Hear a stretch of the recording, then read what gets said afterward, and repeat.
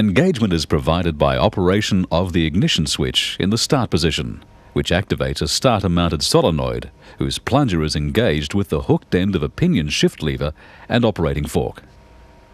Solenoid operation moves the operating fork, causing the pinion to engage with the ring gear, and also causes the plunger contacts to bridge the main starter terminals. The fork locates in a guide ring on a pinion driver, which is coupled to the pinion via a roller-type overrunning clutch designed to transmit drive in one direction only. The pinion driver is mounted on a helix machined on the armature shaft to form a very coarse thread. This allows the pinion driver to rotate slightly when it is moved towards the ring gear, and this feature, together with a chamfer on the leading edge of the ring gear and pinion teeth, is designed to assist meshing and easy engagement.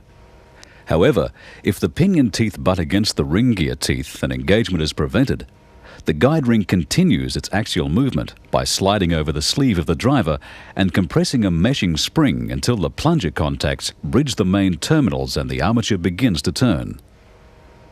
Slight armature rotation and the force from the meshing spring allows the pinion teeth to drop into mesh with the ring gear, assisted by the screw action of the helix. The helix forces the pinion further into the ring gear until the pinion contacts a stop ring on the armature shaft. This prevents further axial movement, and the driver and pinion now lock to the shaft via the helix and overrunning clutch and transfer the armature rotation to the flywheel. The pinion has only a small number of teeth compared to the ring gear, and this means the armature will rotate several times for each revolution of the flywheel. The gear reduction also multiplies the torque from the starter motor. As soon as the engine starts, its rotational speed will eventually exceed the speed of the armature.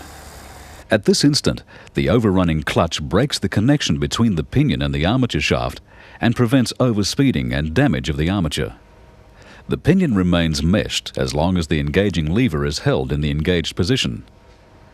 Releasing the starter switch allows the solenoid plunger return spring to return the engaging lever, driver, and pinion to their original position.